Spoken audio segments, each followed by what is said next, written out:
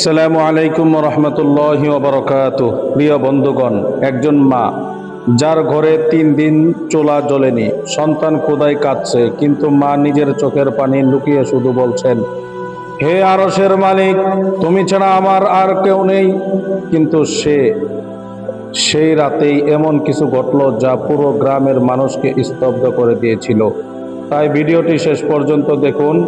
শেষের ঘটনাটি আপনার হৃদয় ছুঁয়ে যাবে ইনশাআল্লাহ। বাংলাদেশের এক ছোট গ্রামের বিধবা নারী আমেনা, স্বামী মারা যাওয়ার পর তার পৃথিবী যেন থেমে যায়। ঘরে 2টি ছোট সন্তান, কোনো জমি নেই, কোনো আয় নেই, মানুষের বাসায় কাজ করে কোনো মতে দিন কাটত। কিন্তু একদিন অসুস্থ হয়ে পড়ায় কাজও বন্ধ হয়ে যায়। ঘরে চাল নেই, সন্তানেরা শুধু বলছে, মা আজকে আমরা ভাত খাবো না। মায়ের চোখে পানি, কিন্তু মুখে হাসি। তিনি সন্তানদেরকে বুকে জড়িয়ে শুধু বললেন, আল্লাহ আমাদের দেখছেন, আল্লাহ আমাদের দেখছেন।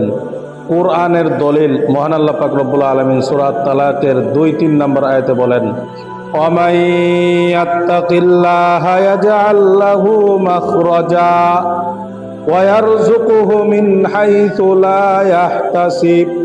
অর্থ, যে আল্লাহকে ভয় করে আল্লাহ তার জন্য উত্তরণের পথ করে দেন এবং তাকে এমন উৎস থেকে রিজিক দেন যা সে কল্পনাও করতে পারে না। আলহামদুলিল্লাহ।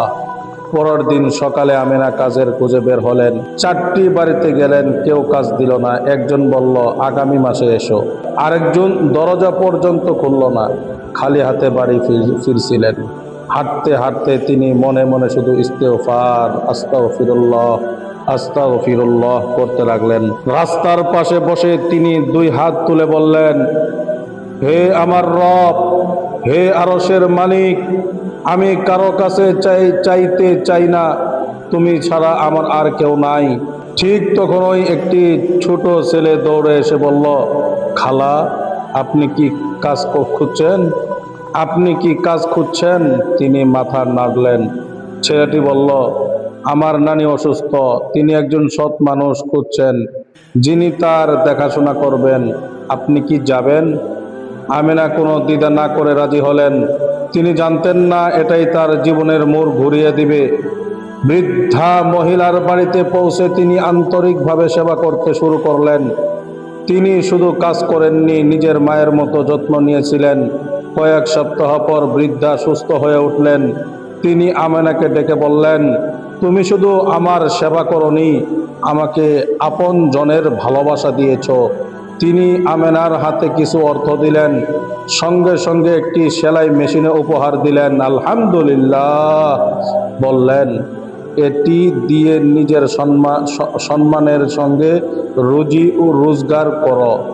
এটি দিয়ে নিজের সম্মানের সঙ্গে রুজি উপার্জন করো। পবিত্র কোরআনের দলিল, মহান আল্লাহ পাক রব্বুল আলামিন সূরা বাকারার 110 নম্বর আয়াতে বলেন, ওয়ামা তুকদ্দিমু লিআনফুসিকুম মিন খায়রিন তাজিদুহু ইনদাল্লাহ। তোমরা নিজেদের জন্য যে কল্যাণই আগে পাঠাবে তা আল্লাহর কাছেই পাবে। সেলাই মেশিন দিয়ে আমেনা ছোট ছোট কাজ শুরু করলেন। ধীরে ধীরে গ্রামের মানুষ তার কাজের প্রশংসা করতে লাগলো। যে ঘরে এক সময় খাবার ছিল না, সেই ঘরেই এখন প্রতিদিন হালাল উপার্জনের খাবার রান্না হয়। আলহামদুলিল্লাহ। সন্তানদের মুখে আবার হাসি ফুটল। আমেনা প্রায় বলতেন, আল্লাহ কখনো তার বান্দাকে ভুলে যান না, আল্লাহ কখনো তার বান্দাকে ভুলে যান না। কখন সাহায্য আসবে তা আমরা জানি না।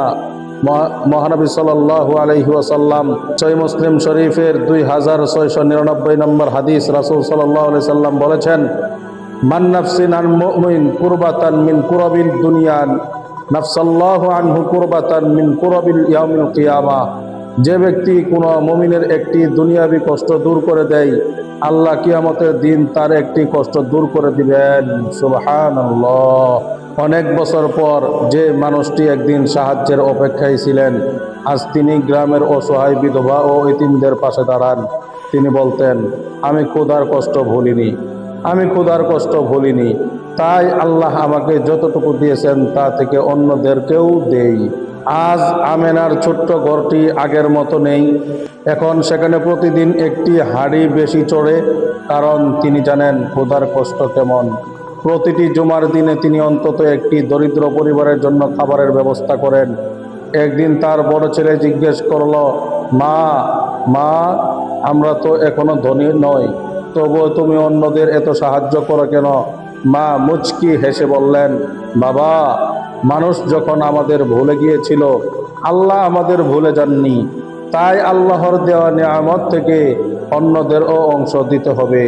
কুরআনের দলিল সূরা ইব্রাহিমের 7 নম্বর আয়াতে মহান আল্লাহ পাক রব্বুল আলামিন বলেন, লাইন শাকারতুম লাযিদান্নাকুম, তোমরা যদি কৃতজ্ঞতা প্রকাশ করো তবে আমি অবশ্যই তোমাদের আরো সম্পত্তি বাড়িয়ে দিব ইনশাআল্লাহ।